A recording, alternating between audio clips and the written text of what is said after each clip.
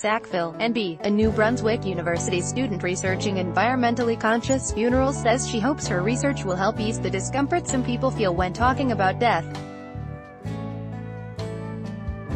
Hannah Longard, a fifth-year student at Mount Allison University in Sackville, NB, is visiting cemeteries in eastern Canada and consulting with community members, funeral directors and other people within the so-called death care industry in an effort to figure out how people can give back to the earth even after death. Death is a topic that tends to make some people uncomfortable, but a New Brunswick University student hopes her summer research project will help shift the conversation. Hannah Longard, the Canadian Press, there is a fear that if you talk about death, it makes it real, Longard said in a phone interview. The fear comes from different places for different people. But as soon as I start having these conversations with people, they realize how many thoughts and questions they have on this topic. It may seem like a morbid way to spend a summer vacation, but Longard said it's important for people to know they have options when it comes to how they're buried, aside from conventional Western practices, which often involve packaging and tidying up the body in ways that release toxic chemicals into the ground.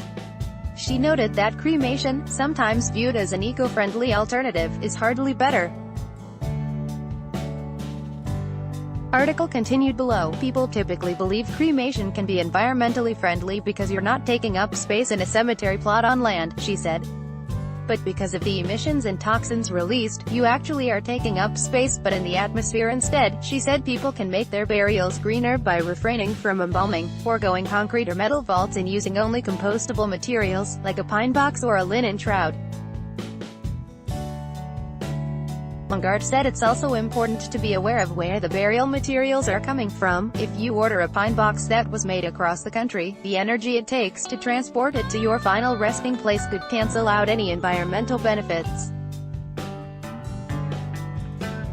As part of her research, Longard visited Duffin Meadows Cemetery in Pickering, ONT, which she said is a great example of a green cemetery. It offers compostable caskets and communal monuments instead of individual grave markers.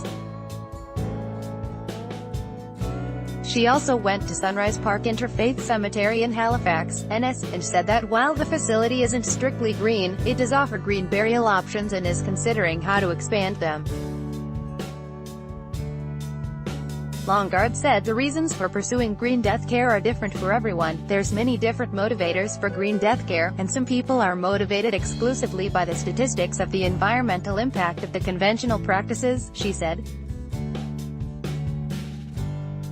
But for a lot of people, it does seem to have more of a spiritual connection in that they are interested in a reintegration with the earth, and that they feel that their body is part of the earth. Article continued. Bella, originally from Nova Scotia, Longard grew up in an environmentally conscious household and said that she's always had an interest in giving back to the earth. Eve Berthiaume, a funeral director in Hawkesbury, ONT, and the president of the Funeral Service Association of Canada, said most funeral homes have options for those interested in having an environmentally friendly funeral. The issue is that people don't ask for them. We've been in business for 125 years here in Hawkesbury, and we've never had a request for a green funeral. Berthiaume said. The demand isn't there. He said he's confident the industry will be able to adapt if green funeral practices become more commonplace, but for now, he said his funeral home doesn't advertise their green funeral options because of the lack of demand. There is a cost for the funeral home to get ready to be able to serve the family with a green funeral, he said, explaining that some homes carry more eco-friendly embalming fluids and other green products that may be more expensive, so if the demand is not there for the funeral home, then it's hard for them to have everything ready. Berthiaume said the stigma surrounding topics like funerals and death is likely contributing to the lack of public knowledge about environmentally friendly death care practices. But Eric Lees, a past president of the Green Burial Society of Canada, said it's up to funeral directors to be more proactive in educating their clients on green funerals. No one's going to ask for it if they don't know it's available, or if it's not promoted or explained by the funeral home, he said. The consumer needs to be educated, but the service providers also need to be educated. Lees also said there seems to be a rising interest in the subject, and the society has received an influx of questions about green death care practices over the past year or so. As for Longard, she said the goal of her research project is to get more people comfortable with talking about death.